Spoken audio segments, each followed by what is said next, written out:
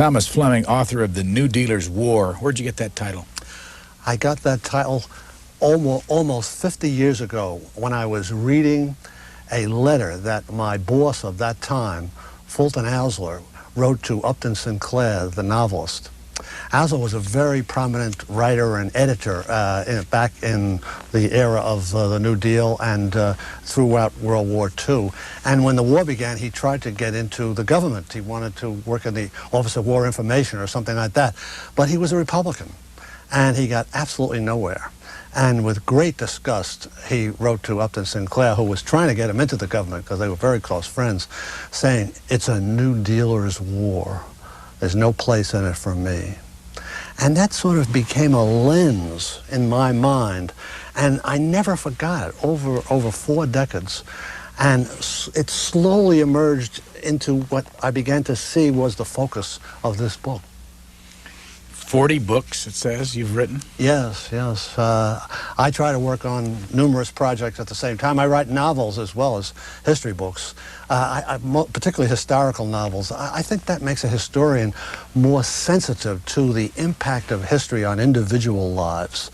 And it also gets you into a phrase that has sort of become a word that's sort of become a buzzword among the historical profession right now.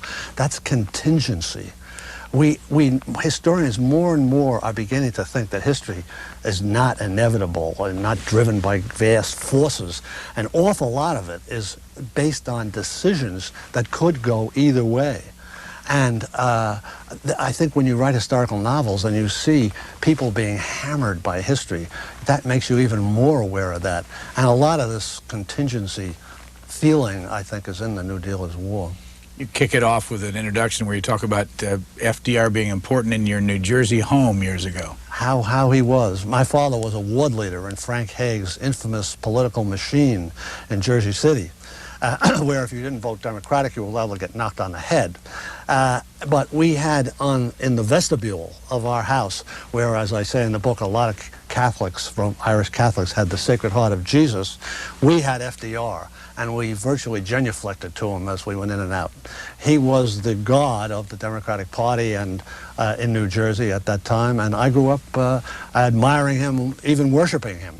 But as you get older, you begin to look back on things not through a haze of memory, especially if you go into the business of being a historian, and you start to think, well, what was he really like? What was the whole thing all about now that it's become so far back that we're just, right now, I think we're just getting to the end of the influence of memory on history, and we're getting into the pure history of World War II. I think this book is a start in that direction. Michael Kamen, my good friend of mine from Cornell, wrote a wonderful book called The Mystic Chords of Memory, in which he speculates on the impact of memory in history. And he maintains that it takes about 100 years for somebody to get, for a generation or a country to get to the point where they can look back on a gigantic experience like World War II or the Civil War objectively. You say that you spent time with Harry Truman once. Yes, I did. This was a very seminal experience in my life. I was invited, selected, I might even say, by President Truman towards the end of his life to work with his daughter Margaret on a biography. And so I went out to Independence with Margaret and spent 2 weeks out there and had lunch and dinner with the president and his wife every day. And we talked politics. We talked about President Roosevelt. We talked about President Johnson and Henry Wallace and so forth. Now, I'm not saying that everything that he said to me is in this book or that, that was the decisive influence, but I became aware of the power of that man's personality, a totally different personality from Franklin D. Roosevelt's. What do you think he really thought of Franklin Delano Roosevelt? One night, rather late in the evening, I was sitting with the president in his little study, and I said to him, "What did you really think of President Roosevelt?"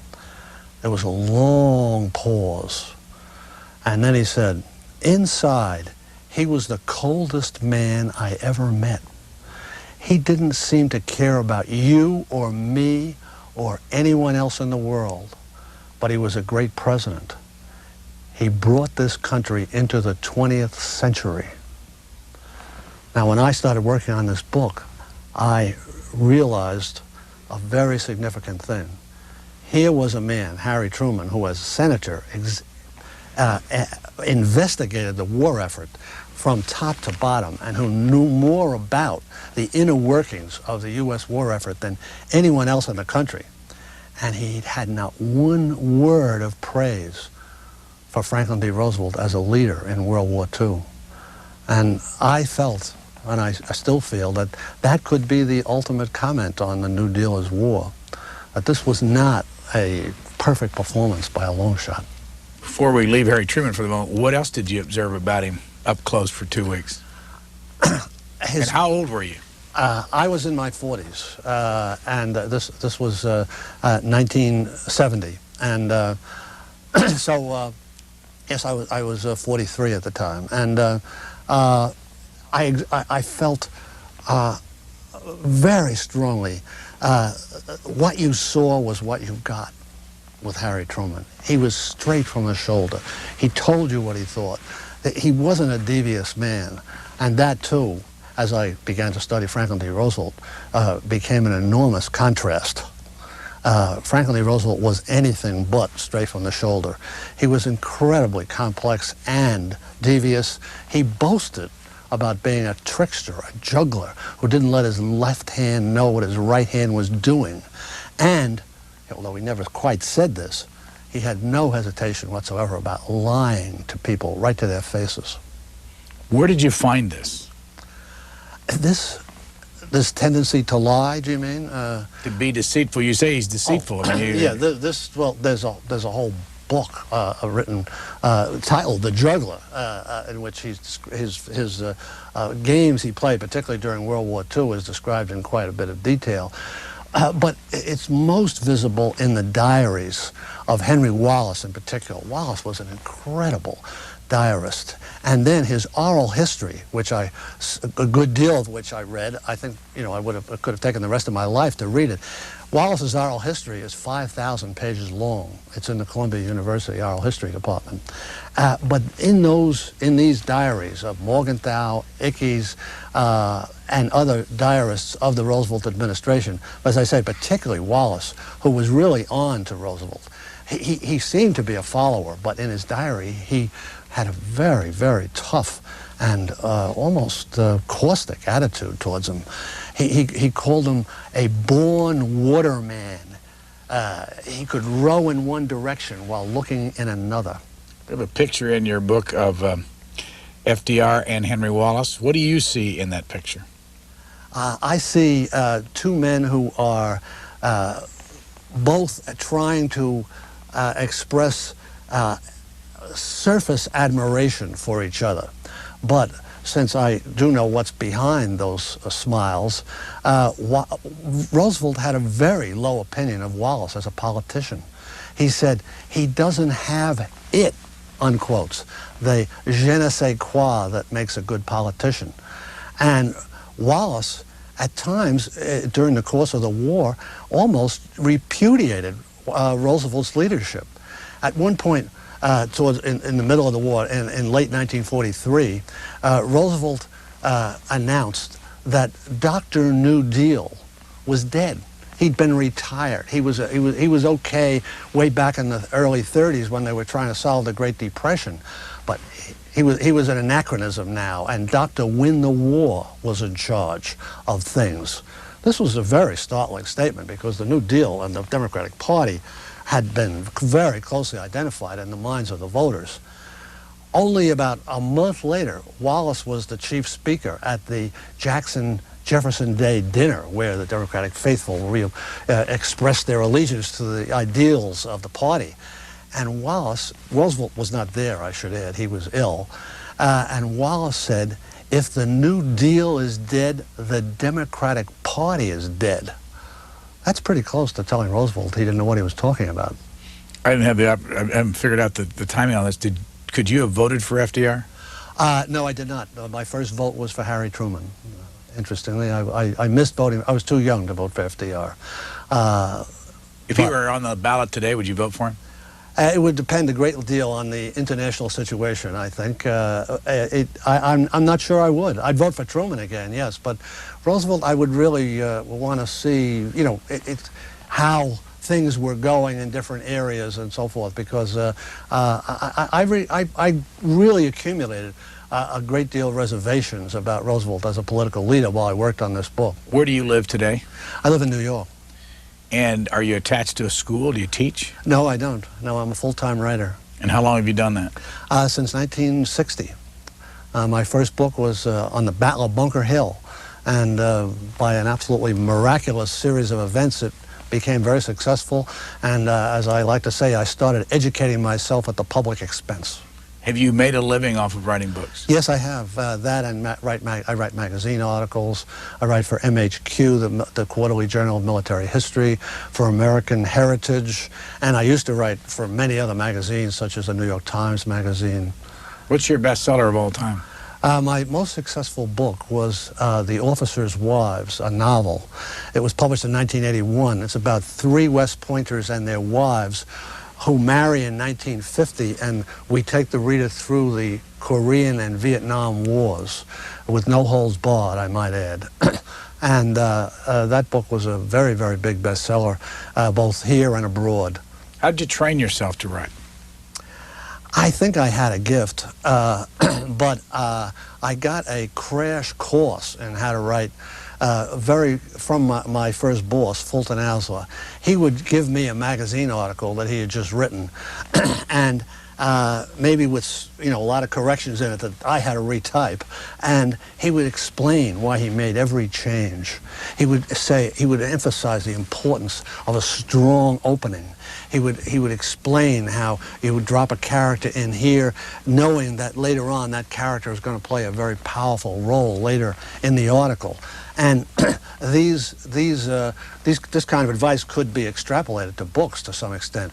But the best advice I think that Fulton gave me was, I was really wet behind the ears, to put it mildly. I was only a year out of college, and I had just I'd worked for a year on a newspaper. Where'd you go to college first? I went to Fordham College in New York. And I said to Alsler, how do you write a book? I mean, the longest thing I'd ever written was a term paper at this point. And he said, Tom, if you saw all the food you ate piled up in one place, all the food you ate in 1 year piled up in one place, you'd get sick. But you don't see it. You just eat it day by day. And that's how you write a book. You write 4 pages a day, and at the end of a year, you've got a manuscript of 500 or 600 pages. Now, this is a big book. Go back and see how it's almost 700, about 650 yes, right. pages long. What's the scope of it? It's the story of what we have forgotten about World War II and what we never knew. And the key phrase, however, is in the subtitle. The key idea is in the subtitle. FDR and the war within World War II. It's a narrative. It's not an attack on Roosevelt or anything like it, although some critics and some reviewers have seemed to have interpreted it along that line. It's a narrative of this war within World War II, which is really the decline and fall of the New Deal. By the end of the war, the New Deal was kaput. You have this photograph of the headline in the Chicago Daily Tribune, FDR's War Plans. What's the point of this? That's the story that got me into this book. I found this headline by sheer accident back in 1986, and I started investigating this, a really rather incredible story. This is the Chicago Tribune that we're looking at here, and the Washington Times Herald, a sister paper, they both published this story, which was the complete verbatim report of Rainbow 5, America's secret war plan. This was 3 days before Pearl Harbor this was published. And it caused a gigantic sensation. The Congress went nuts. And the main reason they all went nuts was because it contradicted what Franklin D. Roosevelt had publicly promised to the American people. I will never send your boys to fight in foreign wars. He said that when he was running for a third term in 1940, and he had to say it, incidentally, because he was in danger of getting beaten at that point. And Yet here was, in Rainbow 5, the plan to send 5 million Americans into Europe as an expeditionary force in 1943. And it was signed by Franklin D. Roosevelt. But 3 days later, there was this tremendous event, which none of us have ever forgotten, the attack on Pearl Harbor, and this big leak, as I call it, was completely forgotten. How far did he go in saying that he'd never send American boys to fight on foreign soil? He said it again and again. He said it. At what time?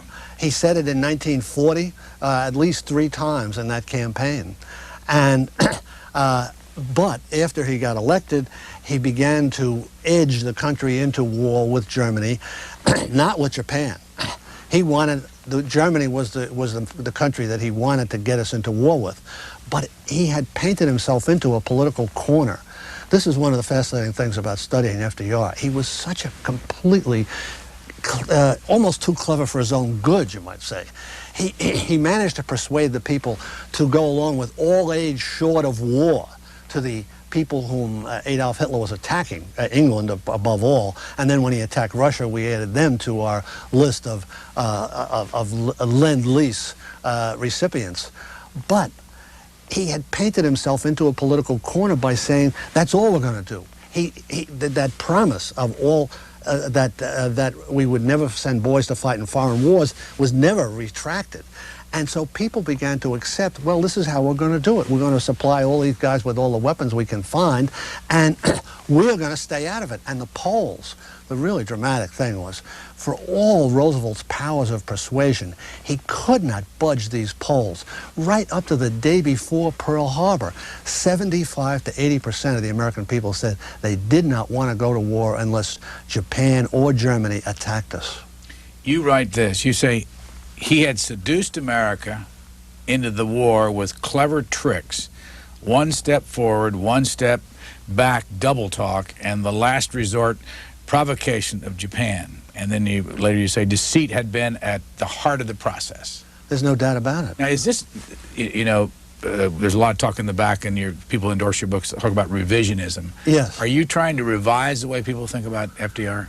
To some extent, yes. But I don't think that I'm the first person to say this. I think I'm the first person to integrate it into this pattern of a president who didn't tell the truth to the American people, who dodged to the left, dodged to the right, and conducted the war as commander-in-chief with very, very little reference to letting the people in on crucial decisions that he made. Where'd you find it? Why is this new? I mean, is it...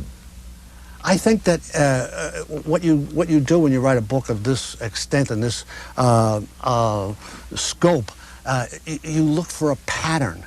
You try to find the organizing idea. And the organizing idea, I think, is in the title, The New Deal is War, and the war within World War II. A lot of the things that Roosevelt did, he did under very extreme necessity. He could not think of any way to get us into this war in a straightforward way. So he embargoed Japan's oil, which led to a crisis in relations between us and Japan. Why would he want us in a war? Because he was convinced that the future history of the world was swinging in the balance, and if Germany won the war with Hitler, won the war with England and Russia, they would become so powerful that they would really truly threaten the ability of the United States to defend itself. Now, a lot of people, and I quote them in the book, did not agree with this analysis. We felt, a lot of the best thinkers on the military side felt that that we had the strength to defend ourselves whether or not we got involved with Germany and Japan. I think that's a tough thing to say either way at this point. I focus on the simple fact that Roosevelt thought this way and then took steps, which I think were not the kind of steps that we think a president should take, to provoke another power into going to war with us, and not. I quote an editorial writer from the Washington Post, who, looking back on it, said, "I wish he'd done it in a straightforward way. I wish he'd come to the American people and said, I think the future of the world is hanging in the balance, and I think we have to go to war with Germany. Japan will just put on the back burner, but there was no real need for us to go to war with Japan. After all, the Japanese never went to war with Russia. And for several days, Hitler seriously considered not going to war with, against us. But Roosevelt had this streak of deviousness. He couldn't, in a way, he couldn't help himself, but he also had, in the book, I point this out. It's very important, I think, to understanding why Roosevelt did this. He was a wounded president. He was politically wounded. He'd had a trauma in 1937 after he was elected by one of the biggest landslides in American history for a second term. The first thing he did was send up to the Capitol Hill a bill to pack the Supreme Court with 7 new justices, which would have enabled him to get anything he sent up to Congress approved by the Supreme Court. This was one of the biggest mistakes that any president has ever made. It wrecked Roosevelt's credibility with the American people. The Democratic Party tore itself to shreds. The Republicans didn't have to do anything. They just sat on the sidelines and they watched the Democrats tear each other to shreds over this bill. And in the end, Roosevelt lost. He was humiliated. And as a result of that, he lost confidence in himself as a political leader. But he won in 32, 36, 40, and 44. He could win elections, but as I show in this book, his power to influence the American people on particular issues, or even to control Congress, dwindled steadily. And it never really came back to the level of the first 4 years because of this trauma of the defeat over the Supreme Court. Why is it then in every poll he's at least 1, 2, or 3 of all presidents in all the historians' polls? His greatness is based, I think, almost entirely on the masterful way he dealt with the Great Depression, the inspirational power of his oratory. Particularly, he was the first president to have the advantage of radio, and he did have a wonderful ability to give a great speech. And he brought those speeches right into the home of Americans for the first time. This gave him a power of persuasion which was truly remarkable. But he lost confidence in that power of persuasion after the Supreme Court debacle, and he never really got that back. And then, in the course of World War II, he made another political blunder, which really was serious. In 1942, after Pearl Harbor, we had midterm elections. Roosevelt covertly announced, with his right hand he said, politics are suspended for the rest of the war. With his left hand, he was telling everybody he could find, anybody that was against the war before Pearl Harbor should be run out of Congress. They're the first cousin to a fascist or second cousin to a traitor. And meanwhile, his vice president, Henry Wallace, was going around the country saying that the goal of the war was a New Deal for the world. Now, this was a very, very dramatic statement that shocked the living daylights out of a lot of people, and Roosevelt did not repudiate it. Those two things produced a political crisis inside the Democratic Party, and after the 1942 elections, there was scarcely a Democrat left standing in the Midwest. The Republicans made a gigantic comeback. They came within 9 votes of seizing control of the House of Representatives, and there were all kinds of Democrats who no longer loved Franklin D. Roosevelt because of the brawl over the Supreme Court. And so between the moderate and conservative Democrats and the Republicans, Roosevelt lost control of Congress. And that's when the war within World War II began. I like to say that, I don't like to say it, but it is, I guess you can say it, that from that time on, Franklin D. Roosevelt's political life can be summed up in one word: hell. He was on the defensive perpetually. I have one chapter in the book which is called God Damning Roosevelt and Other Pastimes. The Congress just rampaged at him. They overrode his vetoes. They ran the New Dealers out of all the agencies that they thought they were going to run, particularly the OWI, the Office of War Information, the one that my old boss Fulton Alzo couldn't get in because he was a Republican. By the mid-1943, you couldn't find a New Dealer left in the OWI. What kind of reviews have you had? You mentioned earlier about criticism. Yes. Can you criticize FDR today and without being criticized yourself? Some people, some reviewers have found great fault with me. They are Roosevelt true believers still. There's still a lot of them out there. And they also argue that to criticize anything that Roosevelt did in order to get us into the war against Hitler is some kind of moral blindness on my part. In other words, he could do anything because Hitler was such an evil man. I don't buy that kind of reasoning, to put it mildly. So I think that we can't say, there's a wonderful line in the book which I have quote Harry Truman towards the end of the book when we're discussing the atomic bomb. He said the Japanese fight a war in the cruelest, most imaginable way, but because they are beasts, should we be beasts too? I don't think we can play off the morality of the enemy and say that that we therefore are freed from all moral restraints and all decency in terms of conducting political affairs of the nation. When you spent those 2 weeks with Harry Truman, did you write it all down?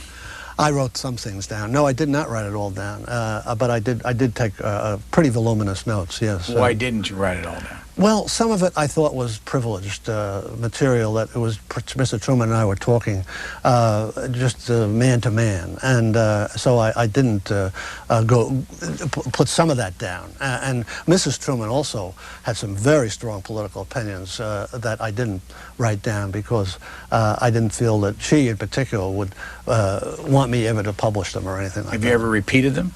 I did tell some of the things that Mr. Truman said in an article in American Heritage. Yes, I did. What were some of the things? Let's see. Well, I've already told about the statement about Roosevelt. We discussed the Vietnam War, and he was very, very upset with Lyndon Johnson.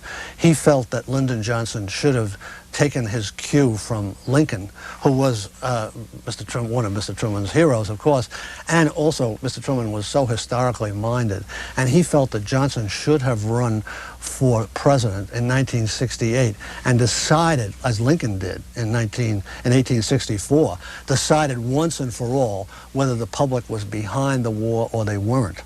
And he felt that Johnson, by chickening out and not running, had done more harm to the presidency, he thought, than any man since James Buchanan. What about Mrs. Truman? What were her strongest views about? She took some very strong, said some very strong things about Franklin Roosevelt. She did not admire him. That I'm willing to say. I wouldn't want to quote her, but she was a very, very astute politician. She was intimately connected with so many of Mr. Truman's decisions, and I think that she was on the inside of the way that Mr. Roosevelt dealt with Mr. Truman. There's a famous quote, which is a public quote, in which she said, when Franklin D. Roosevelt died, she said, this will be a terrible load on Harry. Roosevelt has told him nothing. Now, a lot of people back then, and even since, have interpreted this as her fear that Mr. Truman would not be adequate for the job that he was about to take. Having gotten to know Mrs. Truman rather well, I think that was anything but the case. That was her expression of her real anger at Franklin D. Roosevelt for the way he kept Truman at arm's length. He did not want Harry Truman as his vice president, and he made that very clear by giving him no responsibilities, only talking to him twice after they got elected, and for just 2 little brief conversations in which he told them absolutely nothing. I mean, Truman didn't even know that we had an atomic bomb, for instance, which was one of the best kept secrets. But you suggest that Stalin did. Well, Stalin did know, yes, because that's another chapter in the book. I call it Red Star Rising. We now know, thanks to the release of the Venona transcripts, which are decrypts of cables that the KGB exchanged with their agents in America. We now know that Stalin had 329 agents inside Roosevelt's administration. a pretty startling number. And we also know that Roosevelt had been warned about this at least twice, and he dismissed it completely. He just didn't want to hear about it. 329. Yes. And what did people that defended or were critical back in those days of Whittaker Chambers or McCarthy, what do they say today about this? I think that the only defense that they have left now is that, well, they don't really seem to have any heavy evidence that they gave away any crucial secret, which is rather laughable since they did steal the atomic bomb. But I really haven't. I've avoided arguments with that side of the literary and political community, I might say. But I think that what I'm more interested in this book is how Roosevelt's politics at home led to international decisions that had really big impact on the conduct of the war. In this respect, I think that his recognition of Soviet Russia back in 1933 led him to feel he was locked in. Roosevelt was a man who never wanted to admit he'd made a mistake. That's in Henry Wallace's diary and other diaries. And he felt locked in to this connection with the Soviet Union. And he absolutely just didn't want to admit that there was anything wrong with anything they did. One of the most glaring examples of this is the Katyn massacre. This was a story that exploded in 1943. The Germans found in the Katyn forest in eastern Poland the bodies of 9,000 Polish officers that had been murdered, they said, by the Russians. The British created a commission to study this because they had the Polish government in exile in London, and they had to do something. And they concluded that the Russians did it. These men had been murdered by Stalin's order. But they could not get Roosevelt to read this report. He just simply ignored it. He just didn't want to hear about it. And when one of his top intelligence people, a man named George Earle, who was a Navy officer, he was stationed in Ankara, Turkey, and he was really getting all kinds of intelligence out of the Balkans and Central Europe. He became convinced that the Katyn was a Stalinist crime, and he came home and told Roosevelt this toward the end of the war. And Roosevelt said, "It's German propaganda. I don't want to hear anything about it." And when Earle said, "I want to publish an article to alert the American people to the kind of ally we have," Roosevelt issued a written order saying, you are, in effect saying, you are still a member of the U.S. Navy, and I forbid you to say one word about this. And the next day, Earle was transferred to Samoa for the rest of the war. We never did hear anything about the Katyn massacre, anything worth mentioning. And there were a few Polish American radio stations who tried to broadcast information about it. They were visited by the FBI and told if you don't want to lose your license, you're going to stop saying this. As you know, you use a lot of the diary of Henry Wallace. Yes, I do. Where do you find them? Henry Wallace's diaries are, a lot of them have been published, edited by John Blum, and a very, very superb book. And The Price of Vision, it's called. And I found that book absolutely invaluable for writing this book. And I've also, as I say, spent a good deal of time looking at Wallace's oral history at Columbia. Let me jump into the middle of the book, chapter 9. Yes. Fall of a Prophet. Yes. Only because it just shows, I kept, as I was reading, I kept thinking, could this happen today in this atmosphere? People, the names, I mean, Henry Wallace is in there, Jesse Jones. Yes, he was the head of the Secretary of Commerce and head of the Reconstruction Finance Corporation. A very powerful and conservative Democrat who was also an extremely close friend of Franklin Roosevelt's. Milo Perkins. Milo Perkins was the man who really ran the agency that Wallace theoretically headed, the BEW. You have whole scenario here on Milo Perkins that I just wonder what would happen if this happened today, and how public was that? Well, it became public because the Washington Times-Herald, who had supported Roosevelt, incidentally, for a third term. Roosevelt, if we could we make a parenthesis here? A very good example of Roosevelt's, I think, bad political judgment during World War II was the sister of the woman, the brother of the woman who ran the Times-Herald, Sissy Patterson, her name was Joe Patterson, who ran the Daily News, the biggest newspaper in America at the time, the New York Daily News, 2 million circulation.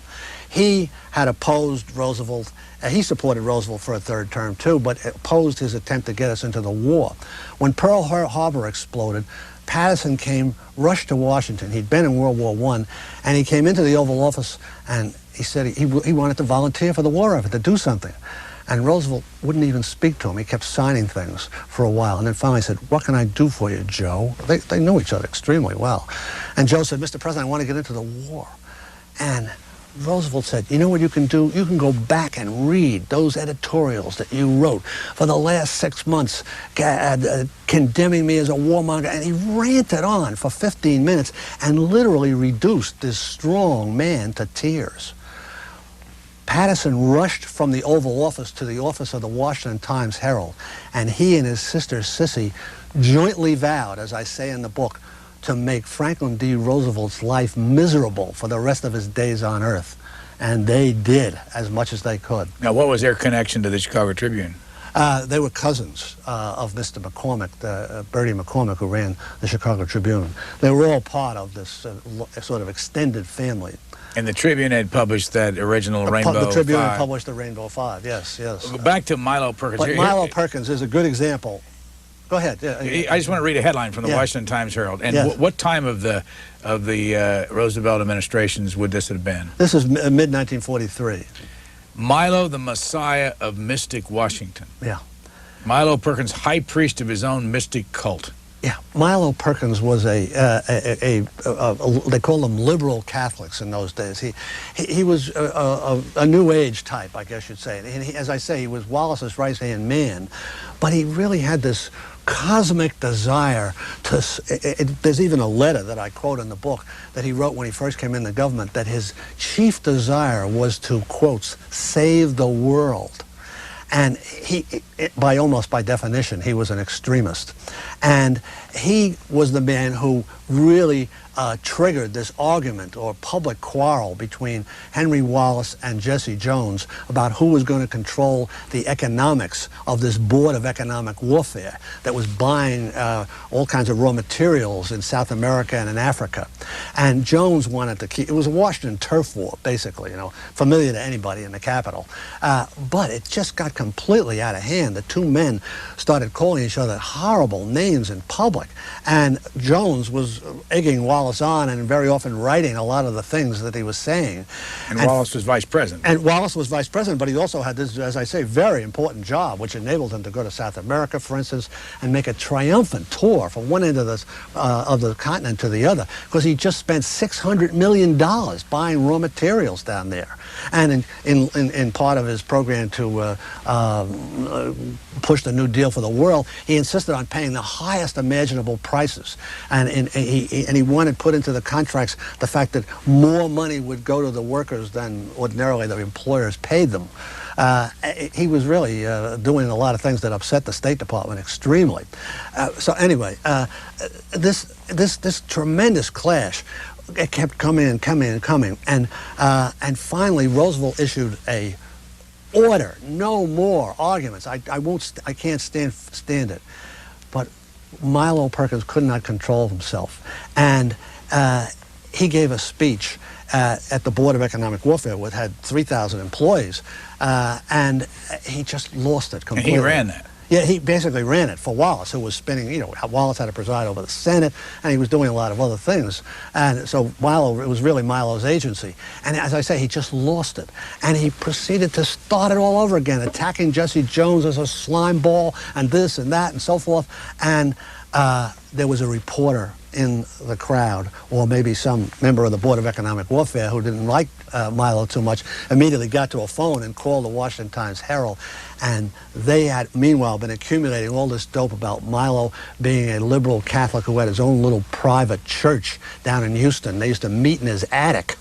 And so they put out this cartoon in the Washington Times-Herald of Milo up in the attic stirring this pot of mystic brew, and Wallace is standing there looking like a sort of dazed nincompoop staring at this. But the story was all about how Milo had started the argument all over again and all the names he called Jesse Jones and so forth. And that was it. Roosevelt fired Wallace, dissolved the Board of Economic Warfare, and of course fired Milo Perkins too. It was, as I call it, a public defenestration of the Vice President of the United States. What happened to Jesse Jones? Jesse Jones remained in power. He lost a little bit of the control of the money side of his the Board of Economic Warfare operations. They merged that into another entity, but this feud continued. And after Roosevelt was elected for a fourth term, he tried to pay Wallace off, or reward Wallace, for supporting the ticket in 1944. He fired Jones and tried to give Wallace the job as Secretary of Commerce and head of the Reconstruction Finance Corporation, which controlled billions and billions of dollars. And this is a president who just won a fourth term. This attempt to do this was rejected by the House of Representatives by a vote of 400 to 1. Give you an idea how little power Franklin D. Roosevelt had, real power. He could get elected, but the movement that brought him to power, and I quote a very potent New Dealer in this book, a guy named Ben Cohen, the movement, the New Deal, had fallen apart. There's no two ways about it. There's another couple of people in the administration who work side by side, and here's a photograph of the two of them. And the reason I bring it up is because there's some present-day connections here. Here is Cordell Hull on the left and Sumner Welles on the right. Cordell Hull's job in the FDR administration? He was Secretary of State. And Sumner Welles was Undersecretary of State. Number two, then. Number two man in a department. They cordially hated each other. In fact, they hated each other so intensely that the door between their two offices, they were side by side in the State Department, was locked. They never spoke. Welles was the man that Roosevelt preferred to do business with. He was number two. He was the number two guy, but he had been an attendant at Roosevelt's wedding as a very young man, and Roosevelt had sponsored his career in the Foreign Service. He was a Groton man, just like Roosevelt and so forth. And so, whereas Hull had been brought in to mollify the southern wing of the Democratic Party, he was a former senator from Tennessee.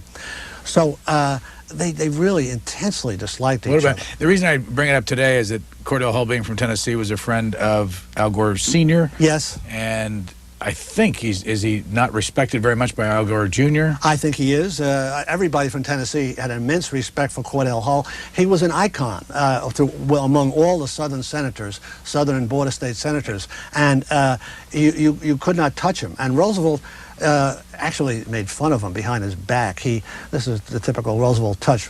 Hull had a slight lisp. And he was always talking about free trade. That was his one issue. And Roosevelt used to make fun of him, saying, yes, we must have more free trade. And Sumner Welles' son, Ben Welles, wrote for the New York Times and wrote a book about it. He wrote a very good book about his father, yes. So what were their politics, though, the two of them? One conservative, one liberal?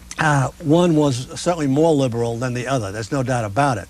But in the chapter that I bring the two of them together in this book, there was a crisis inside the State Department when the Russian ambassador went to Joseph Davies, who had been a former ambassador to Russia, and told him that the government of the Soviet Union was losing confidence in the American government, and there had to be something had to be done about it.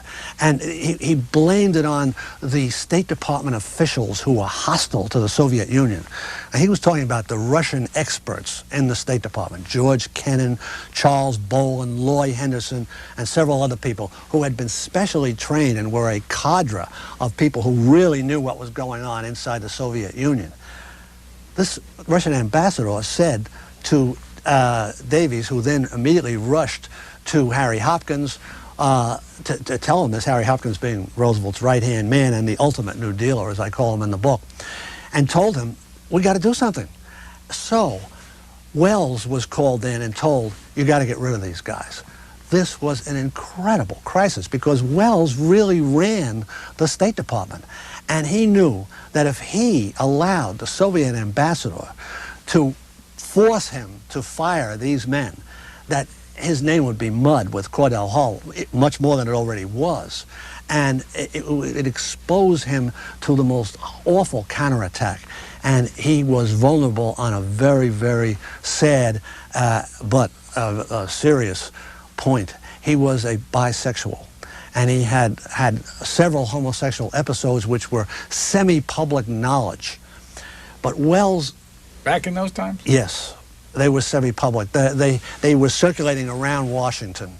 But nobody published them in the newspaper? Nobody had as yet published them in the newspaper, but there were numerous people who were threatening to publish them at this point. This is Wells? About Wells, yes. And Hull knew about them. And so Wells had to make really the most agonizing decision of his life. So he tried to compromise to some extent, but he did fire two of these guys and reorganized. Loy Henderson was probably the toughest of the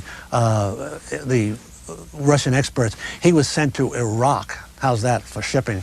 He knew absolutely nothing about Iraq. He was sent to this utter backwater. On the say-so of the Russian ambassador. This tore it for as far as Hull was concerned. He felt that Wells had betrayed the Foreign Service, so Wells had to go. And so he went to Roosevelt and he said, it's either me or Wells, and if you insist on Wells, I just might leak this to the newspaper about his homosexuality. So Roosevelt, with great reluctance, had to allow Wells to resign. And this was the moment. This was late 1943. And this was the moment when Roosevelt lost all control of the State Department. Wells was his guy in there. And the whole issue of who controlled the State Department is very, very important in this book. This photograph was taken when? That photograph was taken in the fall of 1944. It's a rain-spattered face that you're looking at there. Franklin D. Roosevelt is riding through New York in a freezing cold downpour, a northeast storm. He's running for a fourth term, and he's trying to prove to the people that he's not a fatally ill man. He managed to do this, although it's a miracle that he did. His doctors thought he would die. We now know. Oh, excuse me. How sick was he? He was extremely sick. In early 1944, he was examined by a heart specialist, and they found that he could die. The doctor, Dr. Harvey Bruin, found that he could die at any time, and they restricted him to keep him alive. Dr. Bruin restricted him to a 20-hour week.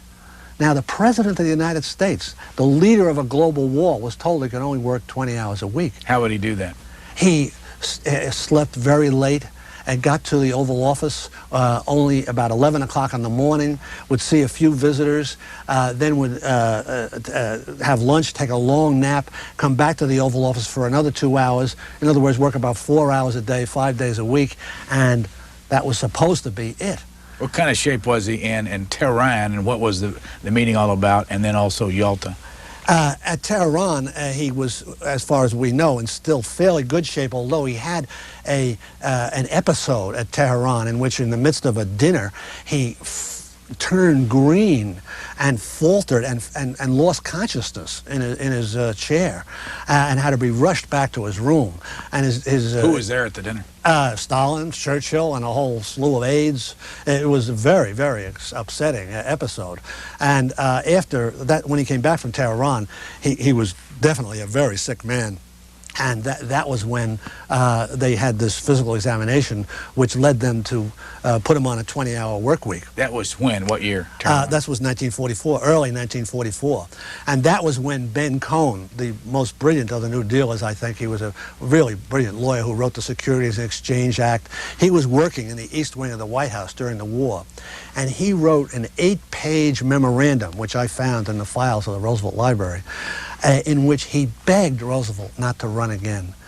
He told him that, as I already said, the coalition had collapsed, but he was really saying, too, that he wasn't up to the job. Did you find that on your own, or had you read about it in another book? I had heard about it, and I had a very good researcher who was assisting me at the Roosevelt Library. He found it for me, yes. What about Yalta? What kind of shape was that? And I think I've got to, let me make sure I got the right, yeah, this is the Yalta photograph.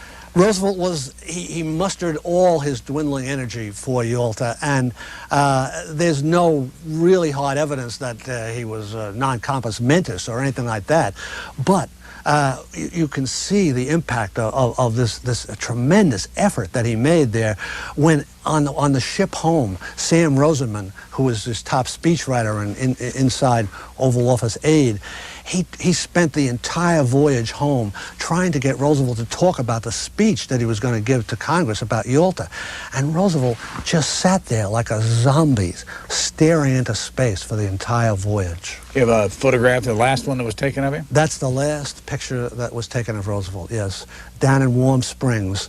It was taken the day he died, and that is a very heartbreaking picture to look at. How old is he here? He was 63, I believe. I'm not too good on the... But you paint a picture in your book that he didn't get along with Winston Churchill. He did not get along with him as the war progressed. They started out as best of friends. But really, Roosevelt was very hostile to the idea of continuing the British Empire.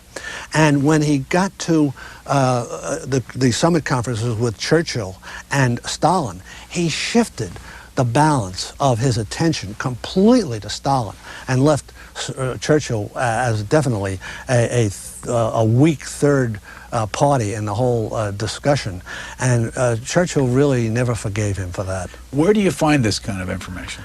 This is in many records of these, particularly one of the best sources I had was Charles Boland's memoirs. He was one of the Russian experts at the State Department and was was Roosevelt's interpreter at Tehran and at Yalta. And his memoirs are extremely penetrating and very critical of Roosevelt. How long did you work on this book? I worked on it off and on since 1986 when I started working on that article, The Big Leak, which I wrote for American Heritage, was published in American Heritage. And off and on, over the next 15 years, I would go back to it as I found more information or more insights into it. And then for about 2 years before it went to press, I worked on it full time. When you write, where do you write? I write in my own apartment in New York or up in a little attic room in my Connecticut house with an air conditioner buzzing away. I usually work about 4 to 6 hours a day. What time do you start? Early. I regard it as a job. You get up at 8 o'clock and you should be at work by 8:45. There's no doubt about it. And writing for you is on a scale of 1 to 10? Is it 10 being easy, 1 being very hard? It varies from book to book a great deal. Some books I wrote 1776 Year of Illusions, also a sort of expose of what was going on in that crucial year. That took me 7 years to write, and that was agony. I had so much heavy research and so much revisions. This book was not in the final push because I had accumulated so much material. This book was not such a hard book to write. I felt this was a book another thing that is always important to me, because I'm, I guess, something of a mystic, like all writers. I felt this was a book I was born to write. This was seeing that phrase, "The New Deal is war," so early in my writing career, and spoken by the man who was might say, my literary mentor. It just gave me a feeling of momentum that drove me through this book, and made it, I think, a very strong narrative. So what do you think so far, from what you've seen, the reaction to the book? I think that people are, on the whole, startled by it. I don't think that the complete reaction is sinking in as yet. I think that this is a book that's going to have to be absorbed by people who will then talk about it to each other. And but I think in the long run, it's going to be accepted as I say, a first step towards looking beyond the memories of World War II into the history of. Who's been your biggest critic so far? A reviewer in the Wall Street Journal didn't like the book at all. He thought that I was simply anti-Roosevelt, and he really, I was rather upset by that review. He distorted what I said. You got this from the Wall Street Journal. Yes, I know. It's rather shocking. If you can get knocked there, you can get knocked anywhere, I guess you'd say, when you're writing a book that's critical of Franklin D. Roosevelt. What are your politics today? My politics, I'm a registered Democrat, a Truman Democrat, I guess you'd say. And what does that mean? That means that I think I'm a moderate when it comes to political, to voting and political thinking. But I really don't think that my politics has anything to do with my writing. I try to keep that completely out of my writing. I feel that the historian should have no political opinions whatsoever. Do you have another book you're working on already? Yes, I'm working on a memoir of my father, the ward boss from Jersey City. And it's going to be quite a different look at how American politics takes place, I guess you'd say. What year is that coming out? Well, I hope it'll come out in a year or so, or maybe a little bit more. And your son Richard had something to do with your book? Yes. Oh, he's my favorite researcher. He's a Russian specialist. He has an MS in Russian history from the Russian department at Columbia, and a real computer whiz too. He's been a great help to me. This is the cover of the book. It's called The New Dealer's War, and our guest has been Thomas Fleming. Thank you very much for joining us. Thank you.